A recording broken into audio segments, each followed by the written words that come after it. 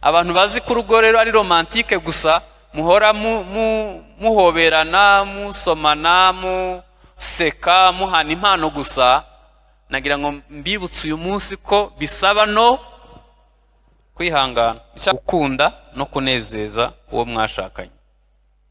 Abantu benshi iyo bavuga urukundo rw'abashakanye ntabwo baruvugaho rumwe. Abantu bamwe bavuga urukundo nk'aho ari uguhora wishimye, useka, ukina, romantike, ibintu biri byiza gusa. Ndeba abakanishi muri garage ukuntu bitwa, bariho barakora bajyamye munsi y'imodoka kandi ababosi babahagaze hejuru. Nakubwiye iminota 30 ugomba kuba ushoje, mfite urugendo mu ntara.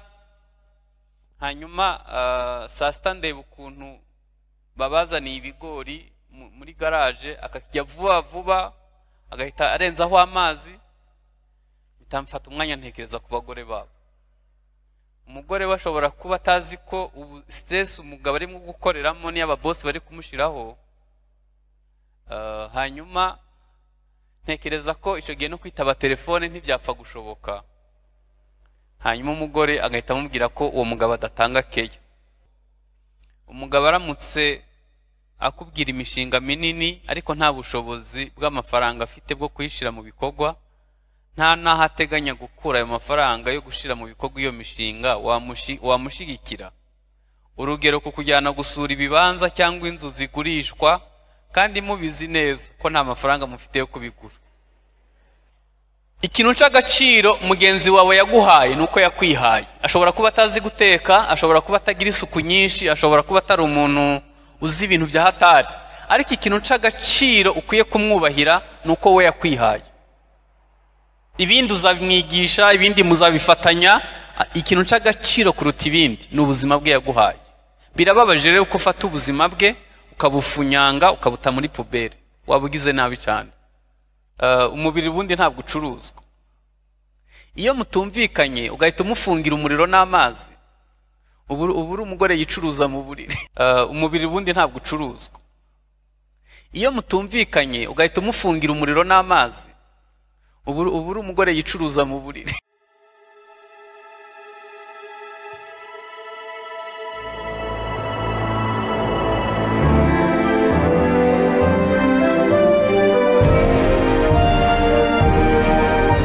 Umukora ahamagara, uwumva ijwi rye wese niyitabe.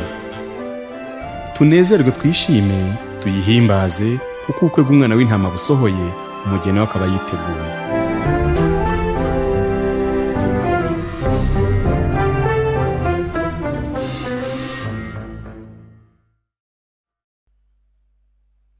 Uyu munsi ikibazo cya mbere kiravuga ngo umuntu aramutse yubakanye n'umuntu udakijijwe atabizi, akabimenya nyuma, akagerageza kumusengera no kumwihanganira, bikagera igihe nawe umutima we unanirwa bikabije, yakora iki?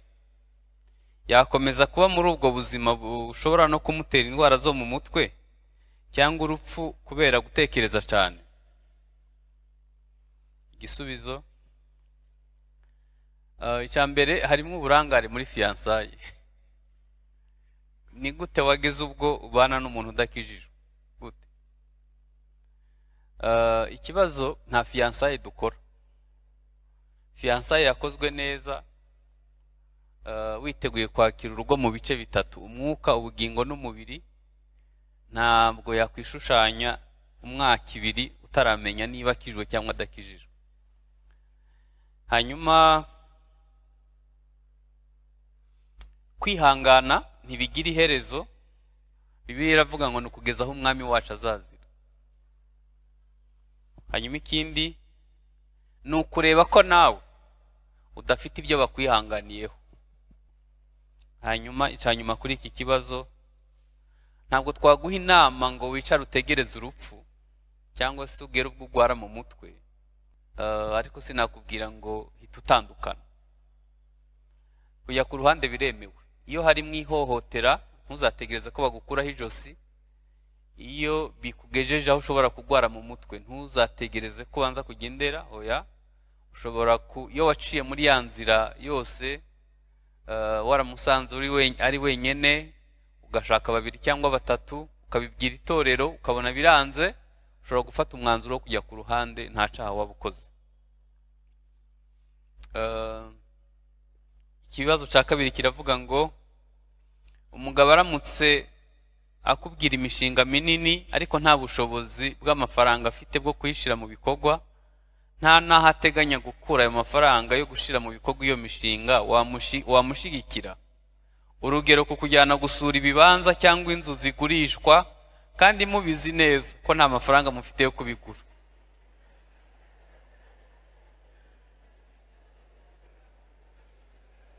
Igisubizo, hari ugusura mu buryo bubiri. Hari ugusura kugira ngo ugire igitekerezo cy'umushinga, hanyuma hari ugusura byuzuye kwirarira, ari ukugira gusa ngo wirarire. Ikibazo nanjye numva nabaza ni iyihe mpamvu yo kujya gusura? Hanyuma abadamu bamwe bagwa mu mutego wo gupangira amafaranga ari uko yahageze. Habanza imbanzirizamushinga, hagakurikiraho gushaka ubushobozi, hanyuma hakabaho no gushyira mu bikorwa umushinga. Ntabwo habanza amafaranga, habanza imbanzirizamushinga, hagakurikiraho gushaka ubushobozi, hanyuma hagakurikiraho gushyira mu bikorwa. Hanyuma ikindi, kuba umufasha ntibifite aho bigarukira, ni ukuba umufasha muri byose. Abagabo biyumva neza iyo abadamu babari iruhande, bumva bashigikiwe, batabaca intege. Hanyuma muri iki kibazo harimo ikintu gihishemo nkoresheje gukeka. Umudamu ashobora kuba yarijejwe ibitangaza igihe kinini, hanyuma akaba yarageze igihe acika intege, akaba yabajije ikibazo muri ubu buryo ariko hahishemo igikomere. Ikibazo cya gatatu, ni gute abashakanye bafatanya stress management? Igisubizo, stress ikizwa n'ikiganiro cy'ukuri kigera ku marangamutima, ikiganiro cy'ukuri. Ikindi ni ugukorera mu bufatanye, kubera ko umuntu ashobora gutaha ananiwe ugahita umwibutsa n'izindi nshingano atujuje, utazi stress afite uko ingana. Ikindi ni ukubaka umuco wo kuganira, kunganirana muri byose, mukitoza kunganirana. Umunsi umwe nagiye gukoresha imodoka mu Gasyata, ndeba abakanishi muri garage ukuntu bitwa bariho barakora, baryamye munsi y'imodoka kandi ababosi babahagaze hejuru. Nakubwiye iminota 30 ugomba kuba ushoje, mfite urugendo mu ntara. Hanyuma saa sita ndeba ukuntu babazaniye ibigori muri garage, akakijya vuba vuba agahita arenzaho amazi, bitamfata umwanya ntekereza ku bagore babo. Umugore bashobora kuba atazi ko ubu stress umugabo arimo gukoreramo ni ababosi bari kumushiraho. Hanyuma ntekereza ko icyo gihe no kwitaba telefone ntibyapfa gushoboka. Hanyuma umugore agahita amubwira ko uwo mugabo adatanga keya. Mana keya. Keya y'umuntu yiriwe munsi y'imodoka, keya y'umuntu yakoze imodoka ikamunanira agataha adahembwe, yavunitse uko yavunitse. Ibyo mvuze bishobora kuba no ku mudamu. Mu by'ukuri natahanye umubabaro mwinshi, nibaza ubuzima, igisobanuro cy'urugo nako ndabyibutse. Hari igihe umugore akorera muri stress ingana icyo, cyangwa umugabo agakorera mu ingana icyo, iyo mugenzi we atazi kukuruhura, azi kugucira urubanza gusa, azi kuvuga ibitagenda n'ibyo utujuje, urwo rugo rurabishe. Hanyuma biba byiza iyo mufite plan d'action, buri gikorwa kikagira isaha yacu. Hanyuma hari akandi kantu kitwa to do list, n'akantu wandikaho ibikorwa byose uri bukore umunsi ku munsi, ukagenda ubivura ibyakozwe neza, ibyo utasoje ukazabitangiriraho ejo. Abafite smartphone ntekereza ko biroroshye cyane, muri telefone ushobora kugateresharija to do list. Tujye ku nsanganyamatsiko yacu, iravuga ngo gukunda no kunezeza uwo mwashakanye. gukunda no kunezeza uwo mwashakanye. Icyanditswe dufite ibyanditswe bitatu, reka mbisome. Urwandiko rwa mbere rw'Abakorinto ibice 13 umurongo wa 4 kugeza ku murongo wa 8 haravuga ngo urukundo rurihangana rukagira neza, urukundo ntirugira ishari, urukundo ntigwirarira, ntigwihimbaza, ntirukora ibiteye isoni, ntirushaka ibyago, ntiruhutiraho, ntirutekereza ikibi ku bantu, ntigwishimira gukiranirwa kw'abandi, ahubwo gwishimira ukuri, rubabarira byose, gwizera byose, gwiringira byose, gwihanganira byose. Urukundo ntabwo ruzashira. Guhanura kuzarangizwa, no kuvuga izindi ndimi kuzagira iherezo, ubwenge nabwo buzakugwaho. Hanyuma Imigani 5 umurongo wa 18 na 19, Imigani ibice 5 umurongo wa 18 na 19 haravuga ngo isoko yawe ihigwe kandi wishimire umugore w'ubusore bwawe, nk'imparakazi ikundwa n'isirabo nziza, amabere ye ahora kunezeza, kandi ugiye wishimira cyane urukundo rwe. Rwandiko rwa mbere rwandikiwe Abakorinto ibice 7 umurongo wa 4. Urwandiko rwa mbere rwandikiwe Abakorinto ibice 7 umurongo wa 4 haravuga ngo kuko umugore adatwara umubiri we, ahubwo utwagwa n'umugabo we, kandi n'umugabo nawe adatwara umubiri we, ahubwo utwagwa n'umugore we. Amen. Tugiye kuganira gukunda no kunezeza uwo mwashakanye. Abantu benshi iyo bavuga urukundo rw'abashakanye ntabwo baruvugaho rumwe.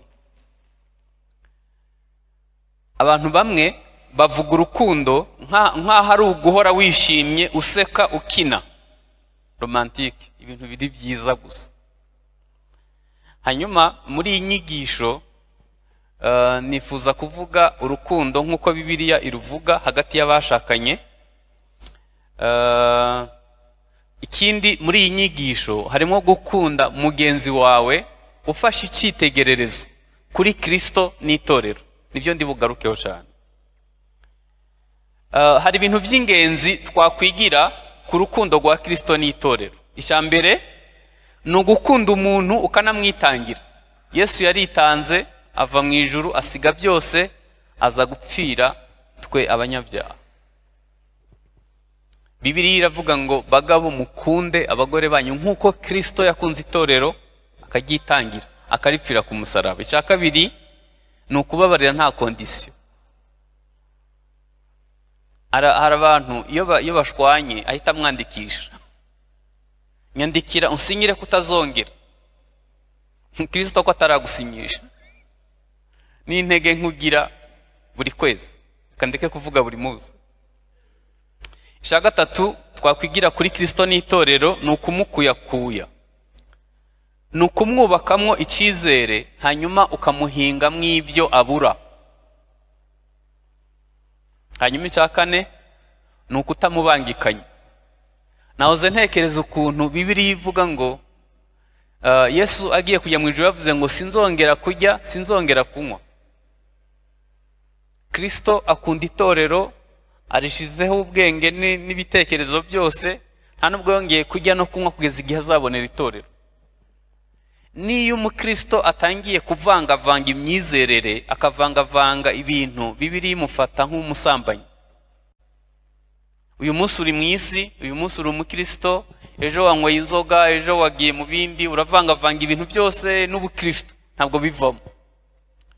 Hanyuma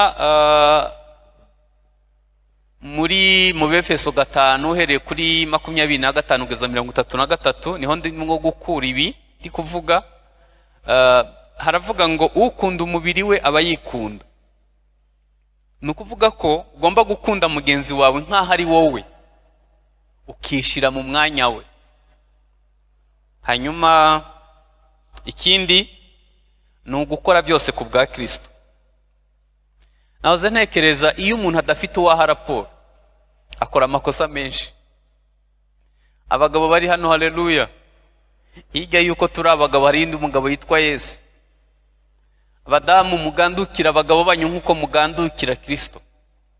hanyuma Kristo mujya muhura mugasabana kubw'urugo rwawe, ukamuha na raporo y'urugo rwawe. Ibyakugoye ubijyanaye ni kuri Kristo cyangwa uhita ubibwira abandi? Iyo uhura na Kristo buri munsi umubwira ibibazo by'urugo rwawe, umushimira ibyagenze neza, umusaba umwifato uko wabigenza kugira ngo wubake neza, biba ari byiza cyane. Hanyuma ibi bishoboka gusa, ubwo ngeze ku murongo wa 31 haravuga ngo nico gituma umuntu azasiga se na nyina akabana n'umugore we akaramata. Ibi bishoboka gusa iyo umuntu yasize akabana na mugenzi we akaramata, kandi bakaba hamwe, hanyuma bakaba umubiri umwe. Hari abantu benshi bakomeza kwitwara nk'igihe bari bakira abasore cyangwa bari bakira abakobwa kandi yarashatse. Ni byiza ko umuntu asiga.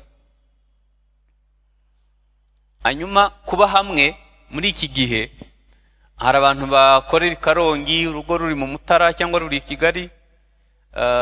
Ntekereza ko ukwiye, Imana yoroheje ibintu, ushobora gukoresha yindi ikoranabuhanga, ariko byibuze ukavugana n'abana, ukavugana n'abari mu rugo, mukagerageza gukomeza kurinda uko kuba hamwe. Hari abandi bakorera inyuma y'igihugu. Ntekereza ko kuri ubu kuba hamwe na mugenzi wawe ntibigisaba gusa ko muri hamwe, mushobora gukoresha inzira nyinshi mukaba hamwe. Hanyuma iyo uru rukundo ruhari ruri hagati ya Kristo n'itorero, hari ibintu rukumira, hari ibintu bitashoboka, hari ibintu bitabangikana. Cyambere no gucana inyuma. Ntabwo waca inyuma mugenzi wawe Kristo ahari, ntabwo byashoboka. Ukundisha Kristo umutima wose n'ubwenge n'imbaraga. Ikindi, ntabwo watesha agaciro mugenzi wawe, kuko mubana nk'uko ukwiye kuba Kristo abana n'itorero. N'amagambo akomeretsa wayavuga wabanje gutekereza neza. Ikindi, kwikunda kumwe mu bashakanye ntabwo byashoboka Kristo ahari. Hanyuma ikindi, ihohotera mu magambo cyangwa mu bikorwa ntabwo byashoboka Kristo ahari. Ibi bintu byose mvuze nubibona mu muryango, ni abusanse ya Kristo.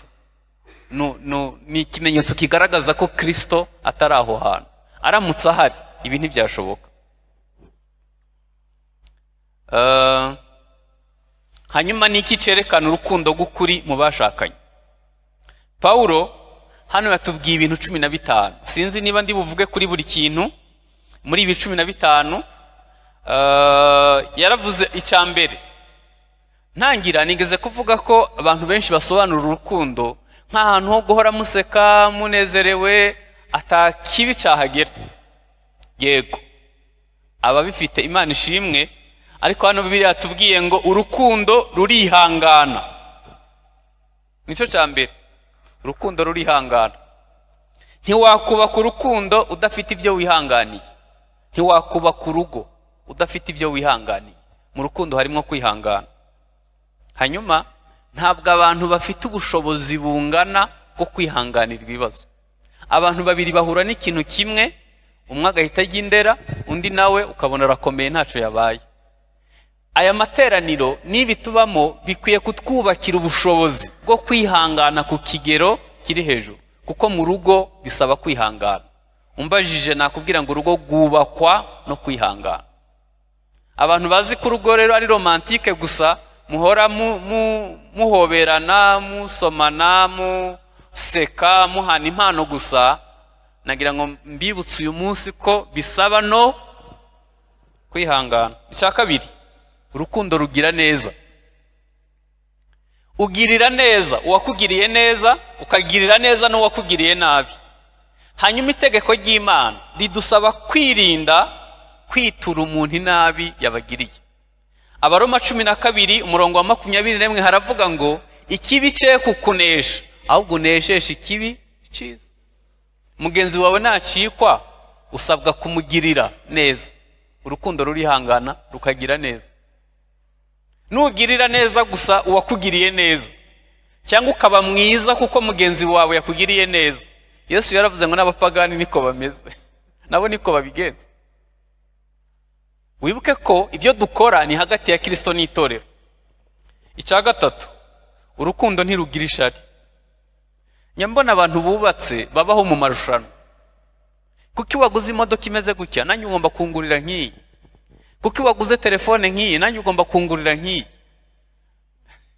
Cyane cyane abantu bavuye kure bafite ibirarane muri we,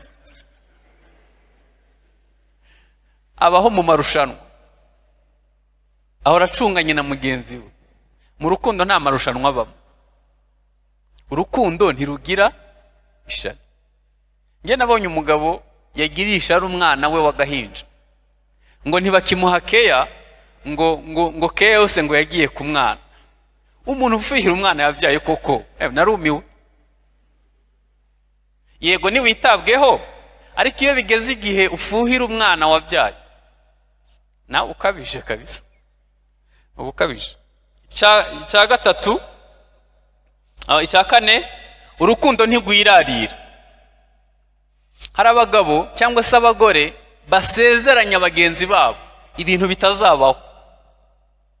Ndagukunda, nzaguha paradizo, na Yesu ntarayitujyanamo. Iyo paradizo uzayikura he koko? Ko mu rukundo habamwo ibintu bimwe mu rugo, mu kubaka urugo habamwe ibintu bitunguranye, bimwe utazi uko bizaza. Hashobora kuza ingwara itunguranye, uyu munsi ushobora kuba ufite akazi keza bakagusezerera, ibintu bihora bihindagurika, nta kontrole tubifiteho. Iyo wizeza mugenzi wawe ibintu bitazabaho, ukabaho ubuzima bwo kwirarira, ntabwo ari byiza mu rukundo. Gerageza ubanze ube wowe. Hari umuntu umwe urugo rwasenyutse bapfuye ikintu kimwe. Ni ikintu umugabo yasezeranije umugore mu kwezi kwa buki, hanyuma barinda babyara kane ataragisohoza. Abagabo nagira ngo mbibutse, abadamu akantu kose katakemutse kaba gapendinze ahantu. Shaka muzabe mumaze imyaka 40 mwubatse, azakakwibutsa. Bagira impano yo kutibagirwa. Gerageza ureke kwirarira, ube wowe. Niba ari ikijumba ni mugisangire gutyo, hanyuma musengere ejo hazaza Imana izabaha umugisha, ariko we kubaho ubuzima bwo kwirarira. Hanyuma ikindi, ntigwihimbaza. Hari abantu mu rugo ahora yivuga ibigwi, agashaka ko bamuramya. Uko reba uku iyi nzu ninge nayubatse, naravunitse. Nyene warakoze, wayubatse mu nyungu z'umuryango. Uru rugo ninge urutunze, yego Imana iguha umugisha ko ari wewe Imana yacishijeho umugisha w'urugo, bye kukuzamurira inaringe n'ubwibone. Kwihimbaza ni umuntu ushaka ko bamuramya kubw'ibyo yakoze. Hari ubwo Imana ifata imigisha y'urugo iyo abana n'umudamu ikayinyuza ku mugabo akaba ari we yinjiza. Ishobora no kuyinyuza ku mudamu akaba ari we yinjiza. Iyo bikuzamuriye inaringe n'ubwibone, ukwiye guhura na Yesu. Icya gatandatu, ntirukora ibiteye isoni. Gukora imibonano mpuzabitsina ukurikije ibyo wabonye muri pornography, hanyuma ugakora ibikojeje isoni abantu batakureba cyangwa bakureba. Hari n'abantu nabonye ibiteye isoni kuri bo ntacyo bibabwiye. Hari n'ibindi bikojeje isoni nibaza ko abantu batabanza gutekerezaho. Maze imyaka nka 12 nkora ivugabutumwa rikoreshejwe itangazamakuru. Hari igihe ndeba umuntu yicaye imbere ya kamera ari haravuga ibintu ku mugabo we cyangwa ku mugore we. Uyu muntu aratekereza ko mu myaka 30 ibintu bazabigarura. Abantu bakoresha Facebook, mwabonye ko udufoto two mu myaka 5 ishize batugarura. Mutekereza ko ibi biganiro dukora babibikaye ko tutahazi?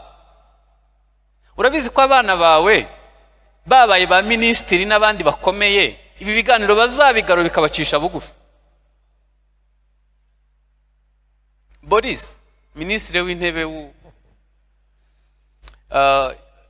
ababyeyi be barabadiplomate muri Kenya. Hanyuma uriya ari umwana muto yiga muri Gardienne, bari gukina, akina yicaye hejuru y'umwirabura yafashe amatwi yabaye ifarashi. Ejo bundi yamamaza ako gafoto barakagaruye, aravuga ngo afite rasizme, yanga abirabura, ikimenyetso yarabivukanye. Reba n'umwana uko yari ameze. Ninde yababeshe ko kamera ivura ibikomere? Mushaka abashumba banyu, mushaka abakansara, mwe kuvuga ibintu byose mu itangazamakuru. Hari igihe bazabibagarurira mu buraho mureba. Ibintu mu postinga byose ujye ureba ko hatarimo ibikojeje isoni. Uyu munsi urashari muto, urambara uko ubonye ntaco bitwaye, ariko wibuke ko aya mafoto bazayagarurira abana bawe n'abuzukuru, bakavuga ngo dore mama wawe uko yitwaraga. Urukundo ntirukora ibiteye isoni. Hanyuma ntirushaka ibyago. Nshaka rindwe. Iyo bavuze ntirushaka ibyago, bavuze ko kizira kwikunda mu mutungo, igihe wumva ibyiza byose ari wewe byabanzirizaho. Icyo gihe urukundo ruryoha iyo rutari sansinike ku muntu umwe, ahubwo rusangiwe hagati y'abantu babiri. Icya munani, ntiruhutiraho. Iki gihe ni igihe hafatwa ibyemezo mu muryango bihubukiwe, bitatekerejweho neza. Hari abantu bivumbura, hari abantu bafata ibyemezo batabanje gutekereza, kandi ibyo byemezo bikazagira ingaruka ku muryango wose. Icya cyenda, ntirutekereza ikibi ku bantu. Hari abantu bafuha, babujije abagore babo gukora kugira ngo abagabo batazabona ubwiza bw'umugore bo kamutereta. Hari n'abagore bafuhira abagabo, ubundi gufuha ufuhira ukunda, ariko iyo gufuha kurengereye abadayimoni bakwihisha inyuma bigasenya urugo. Kuba ukunda umuntu wawe ukamwitaho ukakumukurikirana ni byiza cyane, ariko iyo gufuha gutangiye kuvuga ngo hajya ngo ninde ngo mwari muvuganye, ninde musuhuzanije uriya muntu umuntu akabaho afite. Umuntu umwe yarampamagaye arambwira ngo urugo rwananiye, nako urugo rwari rwasenyutse. Noneho hari habaye iki? Yarashatse, ashaka umugabo afite abandi bana rero. Hanyuma kubera ko uwo mukobwa yari yagize ikibazo cyo kuba wenyine, akaba hari imfubyi, yumvaga azakunda umugabo we ku kigero nyine cya nyuma cyo gukunda, ariko ntiyamenya ko cya gihe cy'ubupfubyi hiyubatsemwo indi karagita itari nziza. Icyabaye ni iki? Umunsi umwe yabyutse asanga umugabo n'abiwabo n'umugabo baba mu rugo bose bazinze, bagiye bimutse. Hanyuma arabamugavuga ati habaye iki? Urabona abazungu n'abantu nyene b'abanyakure bavuga ngo uratweta ufa uduheza umwuka. Ntabwo dushobora kubaho muri gereza, twaje kubaka ariko ntabwo dushobora kubaho muri gereza. Uzi gukunda umuntu ukageza ubwo abaho nko muri gereza. Kuki wicaye, kuki usetse, kuki umuntu agahora yisobanura. Ubwo buzima buragoye. Ntirutekereza ikibi ku bandi. Aba bantu babona ibintu mu buryo buri negatifu, ntabona ibintu mu buryo bwiza, abibona mu buryo, kuri we ibintu byinshi abibona mu buryo bubi. Iyo usetse ni bibi, niyo wicaye ni bibi, niyo uvuze ni bibi, ibintu byose abibona mu buryo buri negatifu. Biterwa rero n'indorerwamo wambaye. Ubu ndamutse nambaye indorerwamo z'icyatsi, nabona ibintu byose hano ari icyatsi. Banza urebe niba gufuha kwawe kudatewe n'akahise kawe karimo gukomereka. Icya cumi, ntigwishimira gukiranirwa kw'abandi. Hari abantu babaho mu rukundo bategana imitego. Iminsi izakwereka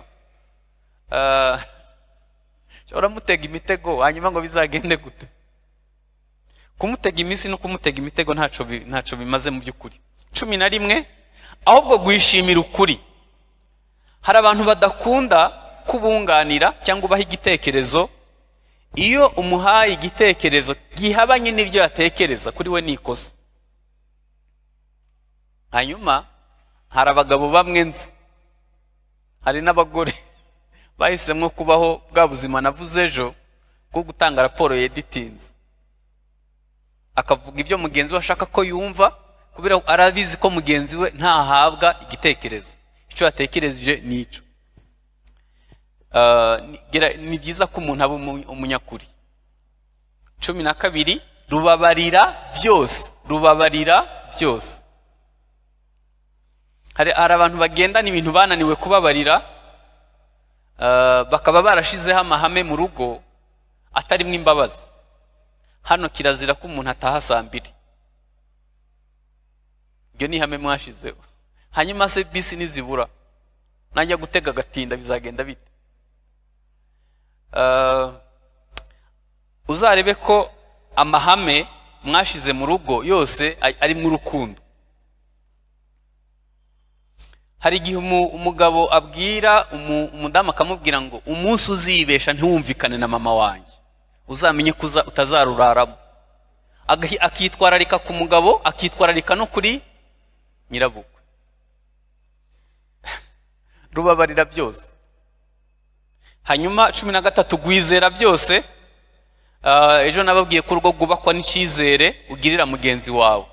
Igihe cyose utakimwizera ukarara muri telefone ye ugahora ukamushiraho ubutasi kugira ngo umenye ubuzima bayeho, ntekereza ko icyizere iyo gisenyutse uwa mbere bigiraho ingaruka ni wowe ubwawe utizeye mugenzi wawe.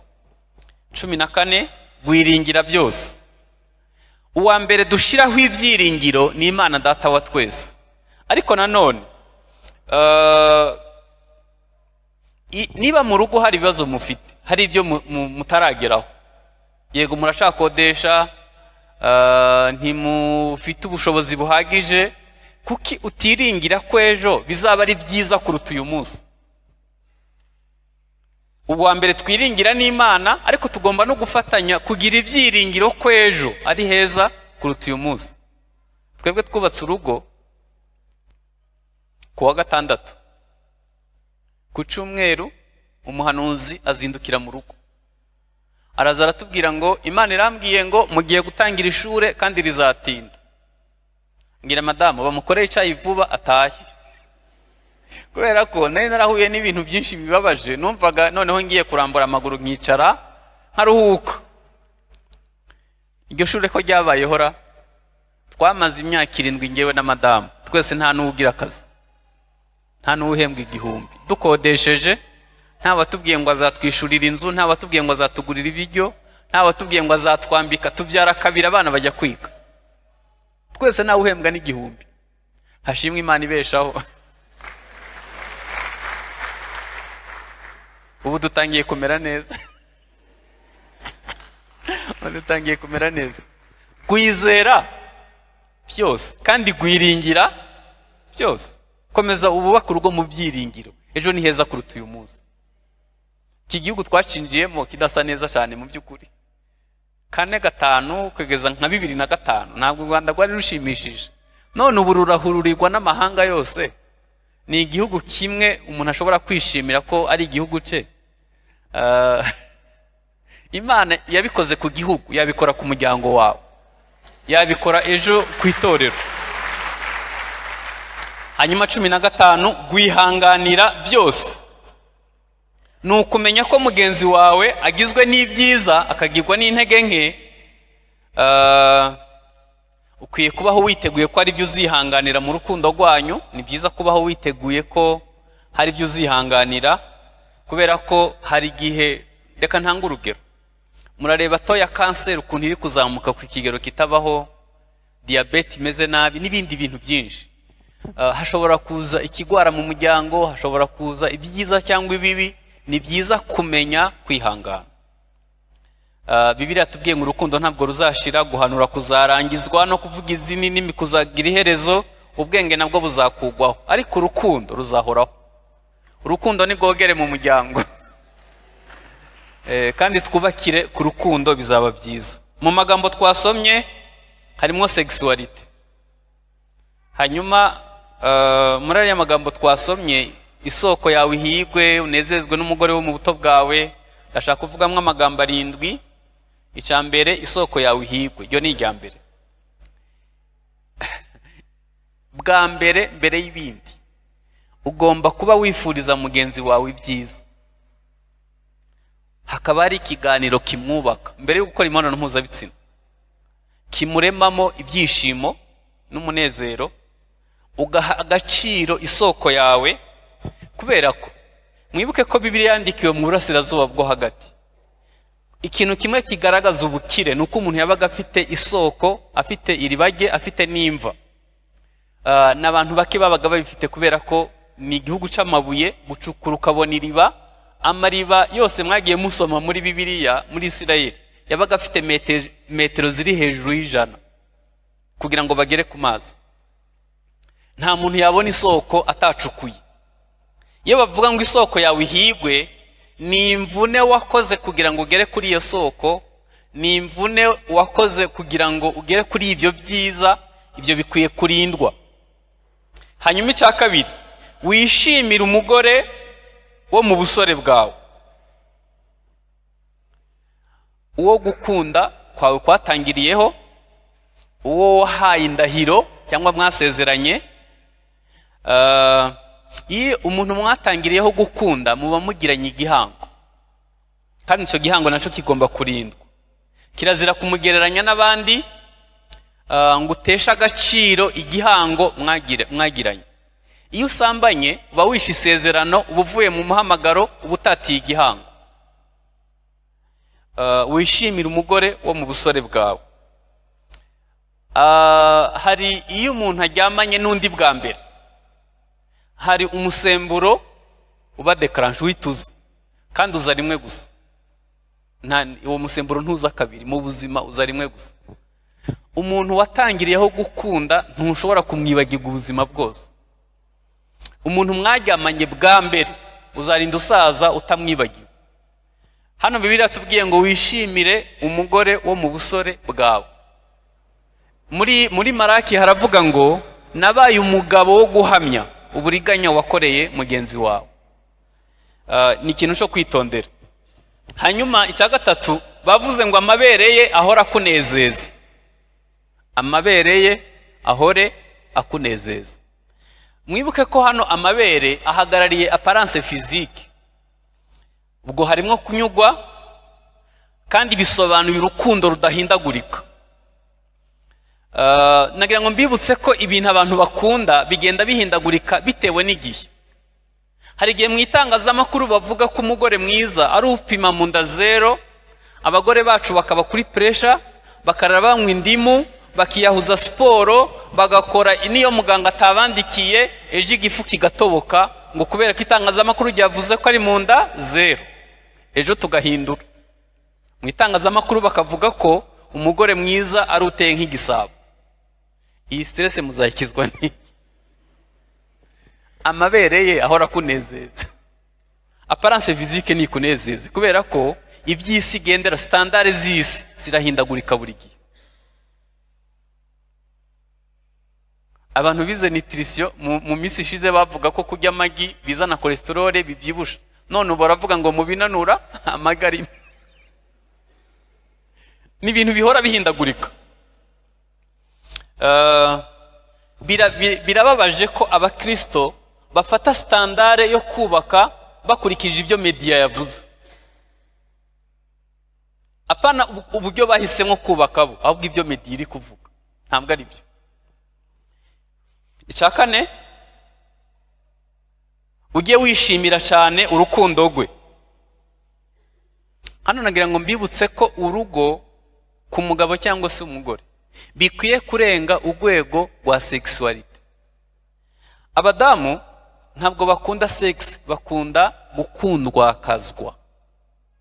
Sex ni celebration, ni uguselebratinga ko muri inshuti magara, ni ugukunda ko wamuhaye umwanya, n'ibyo bakunda. Hanyuma iyo urebye umugore ugahita ubona sex gusa, ushobora kugwa mu mutego uko utishimira urukundo. Kubera ko nyambona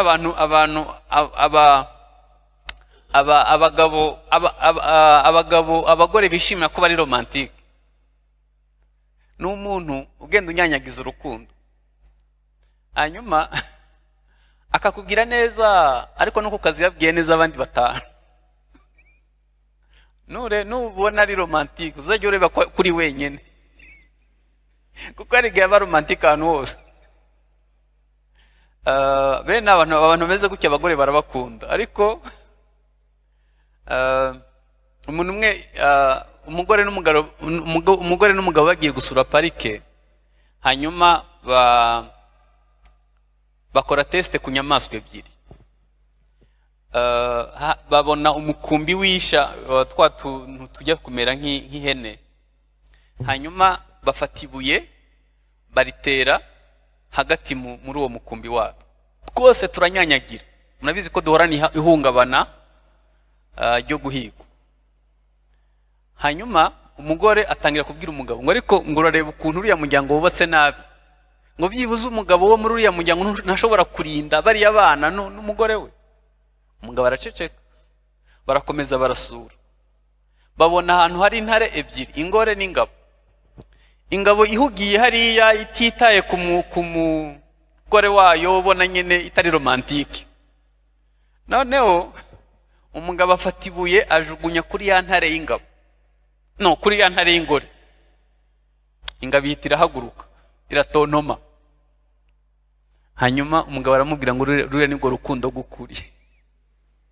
Nubwo ubona atari romantike cyane, ariko nagira ngo nongereho kandi abagabo nyine twige kubivuga, kubera ko amatwi y'abagore arafunguye kuva muri Edeni kugera uyu munsi. Niko bimeze. Umugabo aremwa yasanze ibintu ari akavuyo, ishyamba ridakoreye, inyamaswa zitisa amazina, ibintu abishyira ku murongo, agendana n'Imana barabikora. Hanyuma igeze ku umugore we yaremwe ibintu byose byaragiye ku murongo, akangukira ku mutoma uvugitse neza. Urakara ko mu mara yanjye uzitwa umugore, kuko kuva uwo munsi amatwi arafunguye. Rero abagabo, kuba ukunda umugore wawe ugerekeho no kubivuga bizagufasha. Wishimira urukundo rwe. Hanyuma icya gatanu, ikintu cy'agaciro mugenzi wawe yaguhaye nuko yakwihaye. Ashobora kuba atazi guteka, ashobora kuba atagira isuku nyinshi, ashobora kuba atari umuntu uzi ibintu bya hatari, ariko ikintu cy'agaciro ukwiye kumwubahira nuko we yakwihaye. Ibindi uzabimwigisha, ibindi muzabifatanya, ikintu cy'agaciro kuruta ibindi ni ubuzima bwe yaguhaye. Birababaje rero ko ufata ubuzima bwe ukabufunyanga, ukabuta muri puberi, wabugize nabi cyane. Kuba yarasize iwabo akagusanga ni ibintu ukwiye kubaha. Icya gatandatu bikiri muri iriya mirongo twasomye nuko kizira kwimana. Kirazira kwimana.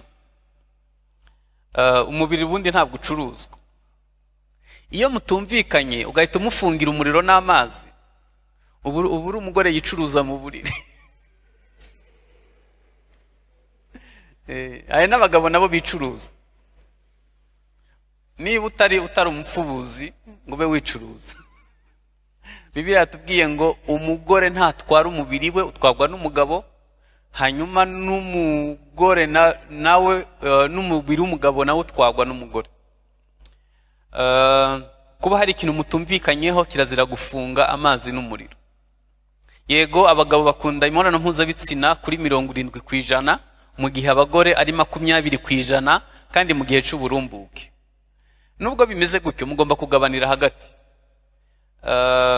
Ni byiza ko mukora imibonano mpuzabitsina myiza iteguwe kandi mu rukundo, mutanakoresheje ibyo mwabonye muri filime. Hanyuma imibonano mpuzabitsina y'abashakanye ntabwo ikwiriye kubaho ari ukwinezeza kumwe mu bashakanye. Hoya, siko bikwiye kuba bimeze. Ahubwo ikwiye kubibanezeza mwese, hanyuma mukamenya ko ari igikorwa cyo kuramya Imana. Ntekereza ko Imana yasista. Imana ikurikiranira hafi, kuko niba ibifuhira iyo bikozwe nabi, ikababazwa nuko bitagenda, niba bishobora gusenya urugo, bikwiye kwitabwaho. Reka mbaho urugero. Hari amakampani akomeye ku isi yasenywe nuko abantu bagiye mu burayi. Hari ibihugu bikomeye byagiye bisenywa nuko abantu bagiye mu busambanyi. Aha hantu niho hahisha umunezero wo ku kigero kiri hejuru, ni naho hahisha umubabaro uruta indi mibabaro. Imana ibaho umugisha mu izina rya Yesu, amen. nagira ngo dusenge. Data, mu izina rya Yesu turagushimiye uyu mugoroba. Birashoboka ko tudakundana nk'uko ijambo ryawe rivuga, utubabarire aho twikunda kandi tutakunze bagenzi bacu nk'uko Kristo yakunze itorero akaripfira ku musaraba. Dushoboze gukunda nk'uko ijambo ryawe rivuga, kandi dushoboze kubaho ubuzima bukiranuka, kugira ngo uri wa munsi tuzahagarara imbere yawe tutazaba dufite isoni cyangwa se kimwaro, tuzahagarara umutima utaducira urubanza. Ingo zacu zihe umugisha, dushoboze kubakira kuri wowe mu izina rya Kristo Yesu.